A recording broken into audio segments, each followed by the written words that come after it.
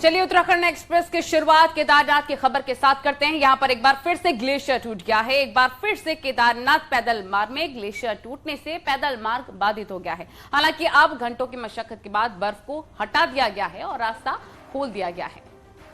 बीते रोज भी पैदल मार्ग में ग्लेशियर टूटा था, जो आज ही दोपहर 1 बजे के आसपास खोला जा सका, लेकिन एक बार फिर भैरू ग्लेशियर टूटने की वजह से यात्रा मार्ग बंद हो गया।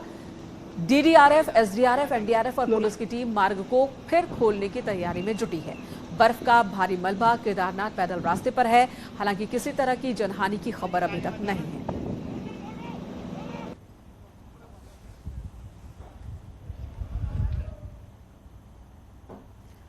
इस साल मौसम में आया बदलाव हिमालय में मौजूद ग्लेशियर्स के लिए भी काफी खतरनाक साबित हो रहा है। हालात यह है कि उत्तराखंड में ग्लेशियर टूटने की घटनाओं में आए दिन इजाफा देखने को मिल रहा है।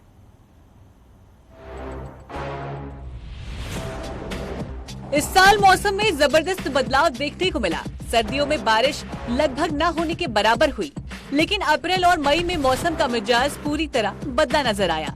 हालात तो ये है कि तापमान सामान्य से 10 डिग्री तक नीचे गिर गया है, जो ग्लेशियरों के लिए खतरा बन गया है। बीते दिनों हुई बर्फबारी में हिमालयी इलाकों में लगातार ग्लेशियर टूट रहे हैं, जबकि ऊंचाई वाले इलाकों में एवलांच आ रहे हैं। ग्लेशियर का टूटना तो बहुत ही चिंता का विषय है। मैं आपको बताना चाहता हूं, अगर कोई ये बोले कि हिमालय में ग्लेशियर की संख्या बढ़ रही है, इसका मतलब वो खतरे का संकेत है। जितने कम ग्लेशियर मतलब उतने बड़े ग्लेशियर, जितने ज्यादा ग्लेशियर इसका मतलब उतने छोटे ग्लेशियर। बड़े ग्लेशियर टूट रहे हैं और छोटे बनेंगे। हिमालयी बेल्ट में बड़े ग्लेशियर टूटने से कई छोटे ग्लेशियर वजूद में आ गए हैं। अकेले पिथौरागढ़ और रुद्रप्रयाग में हफ्ते भर के भीतर ग्लेशियर टूटने की 5 से अधिक घटनाएं हो चुकी हैं। रुद्रप्रयाग में ग्लेशियर टूटने से चारधाम यात्रा भी प्रभावित हो रही है, जबकि पिथौरागढ़ की दारमा और बिलम घाटी में ग्लेशियर टूटने से रास्ते पूरी तरह बंद रहे। यही नहीं, गुंजी के करीब नेपाल के गच्छारू में भारी ग्लेशियर टूटने से 5 लोगों की मौत भी हो गई है। जब ये जानकारी मिल जाएगी कि ग्लेशियर जो हिमालय क्षेत्र के हैं वो किस प्रकार का बिहेव कर रहे हैं क्लाइमेट चेंज के साथ, और उसका क्लाइमेट के साथ क्या रिलेशनशिप है। और अभी तक इस तरह के अध्ययन बहुत कम है जो ग्लेशियर का 1-to-1 रिलेशन क्लाइमेट के साथ बता सके। ग्लेशियर को लेकर संस्थान की स्टडी 3 साल तक चलेगी, जिसके बाद साफ हो पाएगा कि हिमालयी ग्लेशियर पर कितना प्रभाव मौसम चक्र बदलने का पड़ चुका है। हालांकि अभी के हालात देखते हुए खतरे की घंटी बज चुकी है। अल्मोड़ा से किशन जोशी के साथ पिथौरागढ़ से विजयवर्धन उप्रेती की रिपोर्ट। और वहीं आज कई दिनों के बाद पहाड़ों पर धूप निकली। हालांकि देर शाम होते होते फिर से यहां पर मौसम बदल गया, लेकिन दोपहर में कई दिनों बाद केदारनाथ में चटक धूप खिली हुई थी। वहीं पर बद्रीनाथ धाम में भी 3 दिन के बाद लोगों को सूर्यदेव के दर्शन हुए। साथ ही गंगोत्री धाम में सुबह से धूप खिली रही, जिससे भक्तों को थोड़ी राहत मिली। हालांकि देर शाम फिर से मौसम खराब हो गया।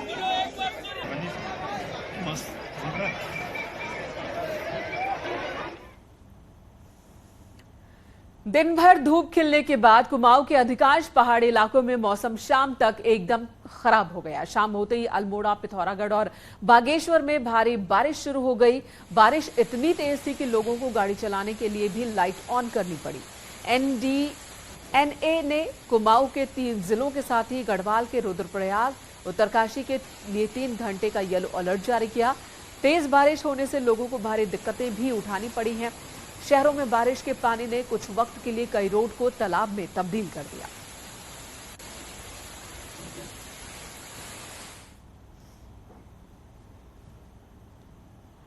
और चमोली में बद्रीनाथ राष्ट्रीय राजमार्ग में हुए एक हादसे में तीर्थ यात्री बाल बाल बच गए। नेशनल हाईवे पर हेलंग के पास पहाड़ से गिर रहे पत्थरों की चपेट में एक कार आ गई, जिसमें कार सवार 5 यात्रियों को चोटें आई। सभी को अस्पताल में शिफ्ट करवा दिया गया है। सभी लोग चारधाम की यात्रा पर आए हैं और पंजाब नंबर की गाड़ी बताई जा रही है। वहीं पहाड़ से अभी भी बड़े बड़े बोल्डर गिर रहे हैं।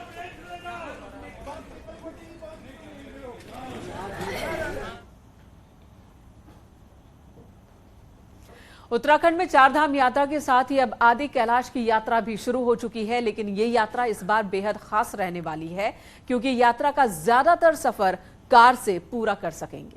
ये रिपोर्ट देखिए।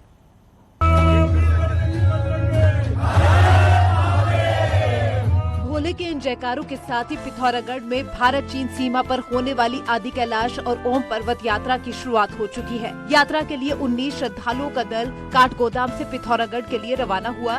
श्रद्धालुओं के अनुभव यादगार बनाने के लिए कुमाऊं मंडल विकास निगम ने यात्रा में कुछ बड़े बदलाव किए हैं। हम काठगोदाम से यात्रा प्रारंभ कर रहे हैं। भीमताल लेकर जाएंगे, फिर कैंची धाम, गोलू देवता होते हुए जागेश्वर होते हुए पिथौरागढ़ जाएगी और पिथौरागढ़ के बाद कल जाएगी वहां से धारचूला। तो इस तरह से 8 दिन का पूरा इटरनरी में कुछ परिवर्तन किए गए हैं, सुविधाएं बेहतर की गई हैं। आपको पैदल चलना होता था, ट्रैवलिंग वॉक करना होता था, वो अब आवश्यक नहीं रह गया है। आप कुमाऊं मंडल विकास निगम के जो हमारे कैंप्स हैं, जो 16,000-17,000 फीट पे वहाँ पर स्थित हैं, वहीं से बैठे बैठे आपको ओम पर्वत और आदि कैलाश के दर्शन हो सकते हैं। यात्रा के लिए गुजरात, केरल, दिल्ली और यूपी से पहुंचे श्रद्धालु भी बेहद खुश हैं और भगवान शिव के अलौकिक धाम के दीदार को बेकरार हैं। और आदि कैलाश यात्रा के लिए मन में बहुत इच्छा थी कब से, लेकिन इस साल जा रहे हैं हम। भाई जितना सुकून इस यात्रा में मिलता है और तो कहीं मिलता ही नहीं। बाबा के दर्शन करने हर साल हम केवीएन से जाते हैं और इनका हॉस्पिटल मैनेजमेंट बहुत ही अच्छा है।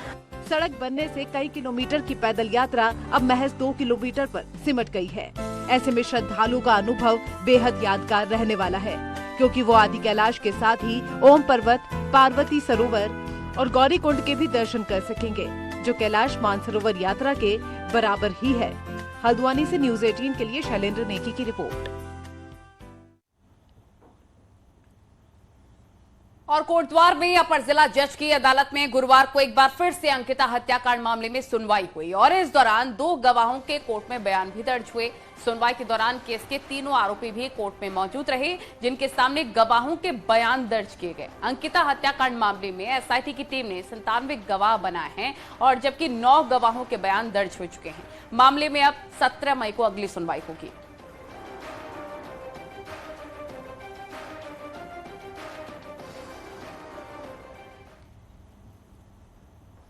देहरादून के पॉपुलर यूट्यूबर अगस्त चौहान की दर्दनाक हादसे में जान चली गई।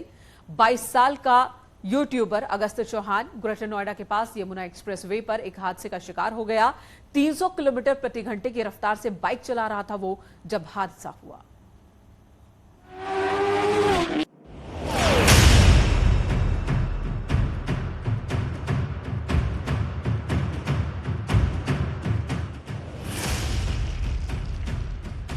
ये तस्वीरें हैं देहरादून के 22 साल के यूट्यूबर अगस्त्य चौहान की।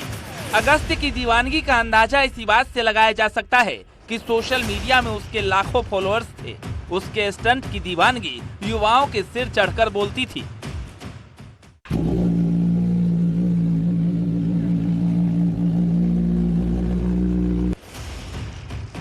चार बाइक राइडर्स साथियों के साथ यमुना एक्सप्रेसवे पर बाइक राइडिंग के लिए निकला था। अगस्त्य हवा से बातें कर रहा था। उसकी बाइक की रफ्तार 300 किलोमीटर प्रति घंटे के करीब थी। बाइक राइडिंग करते हुए दिल्ली लौटते समय बुधवार की सुबह 10 बजे टप्पल सीमा में पॉइंट 46 पर अचानक बाइक अनियंत्रित होकर सड़क किनारे डिवाइडर से टकरा गई। देखिए, कुछ इसी तरह से यह हादसा हुआ। अगस्त्य ने हेलमेट पहन रखा था, लेकिन जैसे ही बाइक डिवाइडर से टकराई और अगस्त्य जमीन से टकराया, उसका हेलमेट सिर से अलग हो गया। हादसे में अगस्त्य के सिर में चोट आई और मौके पर ही उसकी मौत हो गई। अगस्त्य के पिता जितेंद्र चौहान को हादसे की सूचना दी गई। परिवार वालों का रो रो कर बुरा हाल है। अगस्त्य बाइक राइडर के साथ ही यूट्यूबर थे। बाइक ने ही उसे युवाओं के बीच अच्छी खासी शोहरत दिलाई थी। इसी बाइक से वे काफी स्टंट करते थे। उसका यूट्यूब पर प्रो राइडर 1000 नाम का चैनल है, जिसके लाखों सब्सक्राइबर हैं। उन्होंने दिल्ली जाने से एक दिन पहले आखिरी वीडियो अपलोड किया था। बताया जा रहा है कि हाल ही में देहरादून में स्टंट करने पर पुलिस ने उसके खिलाफ कार्रवाई भी की थी। अगस्त्य को बाइक का शौक था। सोशल मीडिया में जब भी अगस्त्य का कोई वीडियो अपलोड होता तो वो वायरल हो जाता। लड़के लड़कियां अगस्त्य के दीवाने थे। उसकी रफ्तार और बाइक ने ही उसे सोशल मीडिया का हीरो बना दिया था। लेकिन देखिए, इसी रफ्तार के नशे ने उसे मौत दे दी। पुलिस ने अगस्त्य के शव को पोस्टमार्टम के लिए भेज दिया है और उसके साथियों से पूछताछ कर रही है। अगस्त्य की मौत का उसके दोस्तों को यकीन नहीं हो रहा। हादसे के दौरान जो दोस्त उसके साथ थे, उनका कहना है कि सब कुछ इतनी जल्दी हो गया कि कोई कुछ समझ ही नहीं सका और जब वे अगस्त्य के पास पहुंचे, उसकी मौत हो चुकी थी। इस हादसे ने एक बार फिर साफ कर दिया है कि रफ्तार का अंधा नशा ठीक नहीं होता। जरा सी लापरवाही मौत को दावत दे सकती है। नजर हटी और दुर्घटना घटी। अगस्त की मौत से उत्तराखंड के युवा सकते में। अगस्त के दोस्तों का रो रो कर बुरा हाल है। किसी को यकीन नहीं हो पा रहा कि हमेशा हंसने वाला और जिंदा दिल अगस्त अब उनके बीच नहीं। जो रफ्तार अगस्त की जिंदगी थी वही उसकी मौत का सबब बन गई। Bureau report, news 18।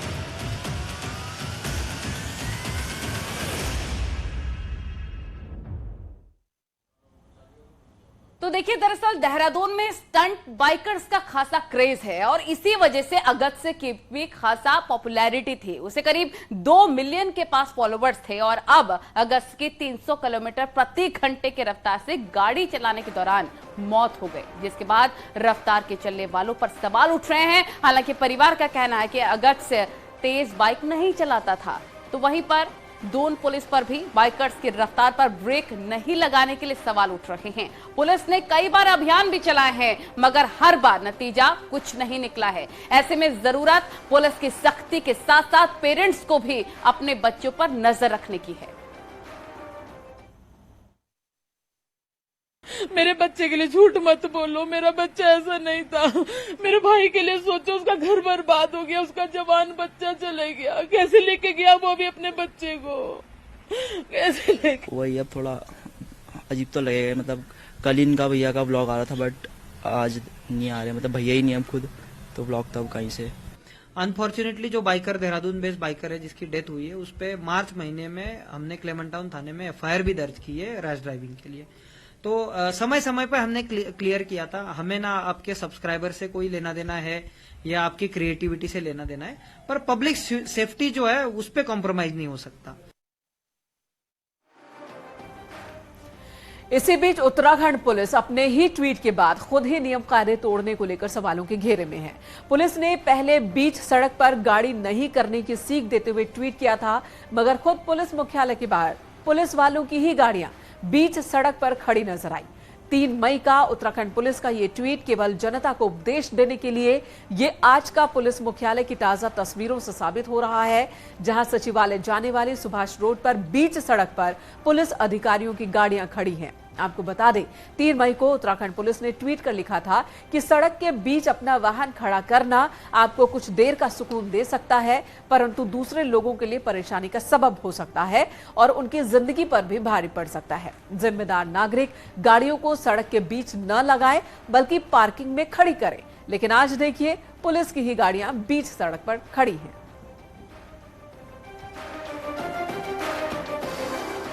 तो कुल मिलाकर ये कि अब उत्तराखंड में रोड सेफ्टी को लेकर और ध्यान देने की और जागरूक करने की जरूरत है। खबरों में आगे बढ़ते हैं और बात करेंगे बड़ी खबर की, जो कि उत्तराखंड में अब जमीन खरीदना आसान नहीं होगा। जमीन खरीद को लेकर धामी सरकार ने बड़ा फैसला ले लिया है, जिससे बाहरी लोग आसानी से जमीन नहीं खरीद पाएंगे। अब बाहरी लोगों के जमीन खरीदने से पहले उनका वेरिफिकेशन होगा, उनका बैकग्राउंड चेक किया जाएगा और उसके बाद ही जमीन खरीदने की मंजूरी मिल पाएगी। मुख्यमंत्री धामी के फैसले को देवभूमि की जमीन बचाने के लिए बहुत बड़ा फैसला माना जा रहा है।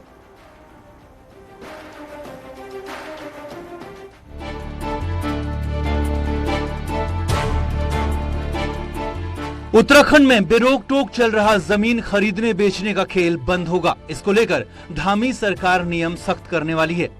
मुख्यमंत्री पुष्कर सिंह धामी ने साफ कहा है कि बाहर से आकर उत्तराखंड में जमीन खरीदने वालों को अब बताना होगा कि आखिर वो उत्तराखंड में जमीन क्यों खरीदना चाहते हैं, क्यों उत्तराखंड में रहना चाहते हैं। जमीन खरीदने वाले का कंप्लीट वेरिफिकेशन किया जाएगा।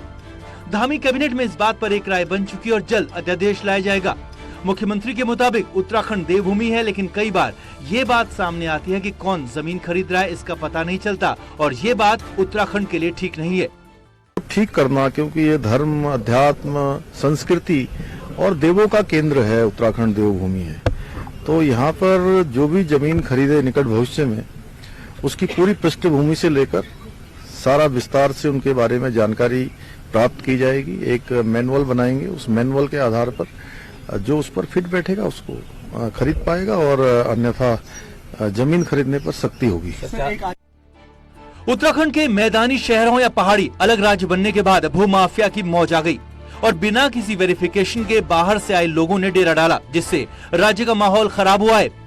अब तक उत्तराखंड से बाहर का कोई भी निवासी 250 वर्ग मीटर तक जमीन खरीद सकता था, ये नियम है। इसी की आड़ में परिवार के सभी सदस्यों के नाम पर जमीन लेकर गोलमाल होता था, लेकिन अब एक परिवार का एक ही सदस्य जमीन खरीद सकेगा, ये नया नियम होगा। वहीं जमीन खरीदकर अवैध होटल, रिजॉर्ट का कारोबार भी फल फूल रहा है, तो मैदान से लेकर पहाड़ तक अवैध गतिविधियां बढ़ी हैं। ऐसे में सरकार के मंत्री और विपक्ष के नेता उत्तराखंड को बचाने के लिए फैसले को सही बता रहे हैं। और कल कैबिनेट के अंदर माननीय मुख्यमंत्री जी ने हमने इसको पास किया है कि 250 मीटर से अधिक जमीन नहीं खरीद पाएगा, और उससे पहले उसकी पूरी जांच की जाएगी कि उसकी पृष्ठभूमि क्या है, वो काहे के लिए चाहता है, उसके बाद ये जमीन दी जाएगी। इसके लिए मुख्यमंत्री जी का मैं आभार व्यक्त करता हूं। इसीलिए उत्तराखंड के लोग कह रहे हैं कि भाई राज्य के अंदर मजबूत भू कानून होना चाहिए, ताकि उत्तराखंड की जो है जमीन जो है वो ऐसे लोगों के हाथों में ना जाए जो यहाँ के वातावरण को जो है खराब करने का काम करे। सरकारों के ढीले ढाले रवैये का बड़ा नुकसान उत्तराखंड को अलग राज्य बनने के बाद हुआ है। हिमाचल प्रदेश की तरह कड़े कानून की बातें भी हुई, लेकिन नतीजा जीरो रहा और बाहरी लोगों की शहर से लेकर गांव तक बस्तियां बस गई। ऐसे में धामी सरकार ने अगर कड़े नियम लागू किए तो देवभूमि में बाहर से आकर जमीन खरीदने, घर बनाने और अवैध धंधे चलाने वालों को परेशानी हो सकती है। देहरादून से न्यूज 18 के लिए दीपांकर भट्ट की रिपोर्ट।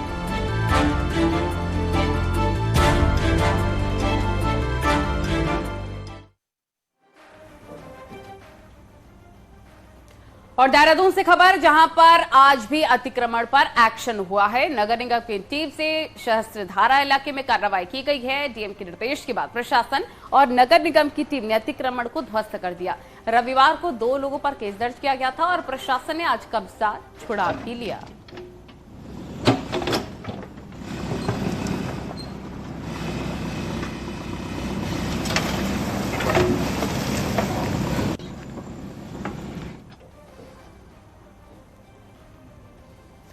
नैनीताल लैंड जिहाद पर नैनीताल में भी कार्रवाई शुरू हो गई है। नैनीताल में आज वन विभाग ने आयार पाटा में बने मजार को तोड़ा है। वन भूमि में यहां सैयद बाबा की मजार बनी गई थी, जिसको हटाया गया है।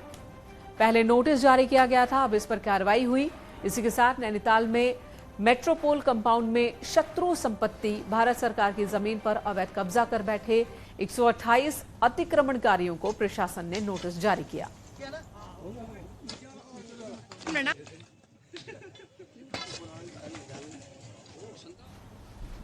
तो उत्तराखंड में फॉरेस्ट लैंड पर बनी 200 से ज्यादा मजारें ध्वस्त करने के बाद आने वाले दिनों में अब रेस्क्यू लैंड पर अतिक्रमण और खासकर धार्मिक अतिक्रमण को लेकर भी महाअभियान चलने वाला है। कैबिनेट ने भी इसकी हरी झंडी दे दी है।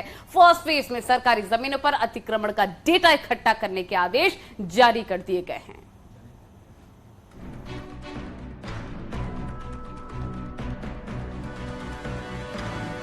वन विभाग द्वारा हटाए जा रहे अतिक्रमण के बाद अब प्रदेश भर में रेवेन्यू लैंड पर किए गए कब्जों की बारी है। बुधवार को हुई कैबिनेट मीटिंग में भी इसी प्रस्ताव को हरी झंडी दी गई कि प्रदेश भर में सरकारी लैंड को अतिक्रमण मुक्त किया जाए। इसके तहत हर विभाग अपनी जमीनों का डिजिटल और पेपर रिकॉर्ड तैयार कर अतिक्रमण को चिन्हित करेगा। भविष्य में सरकारी जमीनों के साथ छेड़छाड़ न हो, इसके लिए प्रत्येक विभाग की जिम्मेदारी तय की जाएगी। तो एंक्रोचमेंट आगे नहीं होने देना, इसलिए जिस टेक्नोलॉजी का भी यूज किया जाएगा। हर महीने सैटेलाइट पिक्चर भी ली जाएंगी, जिससे सैटेलाइट पिक्चर से क्लियर हो जाएगा कि कहाँ कहाँ एंक्रोचमेंट हुआ, क्योंकि कई जो दूर दराज जगह हैं वहाँ अधिकारी या वहाँ की सूचना ही नहीं आ पाती कि वहाँ एंक्रोचमेंट हुआ। शहर की तो या शहर के आसपास खबर आसानी से आ जाती है। सरकार के मुताबिक रेवेन्यू लैंड पर भी बड़े पैमाने पर धार्मिक स्थलों की आड़ में अतिक्रमण हुआ है। इसको भी प्राथमिकता के आधार पर चिन्हित किया जाएगा। हाल ही में विकास नगर में भी बेशकीमती 12 हेक्टेयर जमीन से अतिक्रमण हटाया गया था। अब पूरे प्रदेश में यहां अभियान चलेगा। एंक्रोचमेंट को लेकर के जो कंसर्न है, ये माननीय मुख्यमंत्री जी भी समय समय पर बोलते हैं, खासतौर पर रिलीजियस साइट्स के रूप में जो एंक्रोचमेंट है, तो उसको चिन्हित करने के लिए सभी विभागों को डायरेक्शन दिया गया है। और एक बार चिन्हीकरण हो जाएगा तो फिर चरणबद्ध तरीके से उसकी एविक्शन की कार्रवाई भी की जाएगी। प्रदेश भर में 11,000 हेक्टेयर फॉरेस्ट लैंड पर अतिक्रमणकारियों का कब्जा है, लेकिन रेवेन्यू लैंड का क्या स्टेटस है, ऐसा कोई रिकॉर्ड सरकार के पास नहीं है, लिहाजा अतिक्रमण चिन्हित करके भूमि का डेटा बैंक तो तैयार होगा ही, योजनाओं को अमली जामा पहनाना भी सरकार के लिए आसान हो जाएगा। देहरादून से न्यूज 18 के लिए सुनील नौप्रभात की रिपोर्ट।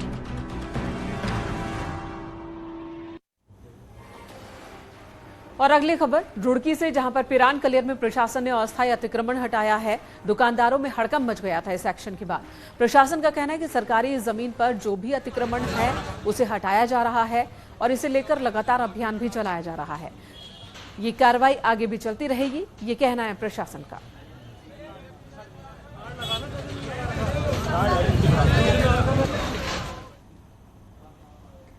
और टिहरी में ड्राइजर कलेक्ट्रेट रोड के चौड़ीकरण द्वारा ठेकेदार द्वारा हरे पेड़ों को मशीन से हटाया गया है। मामले में नई टिहरी वन विभाग ने कार्रवाई करते हुए ठेकेदार का 50,000 का चालान किया।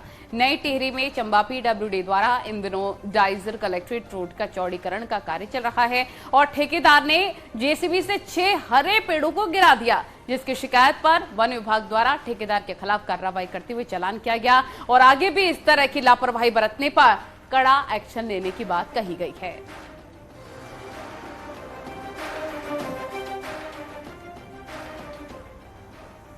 इधर बागेश्वर जिला पंचायत के शामा सीट के सदस्य की सदस्यता रद्द हो गई है। शामा सीट से जिला पंचायत सदस्य हरीश एठानी थे।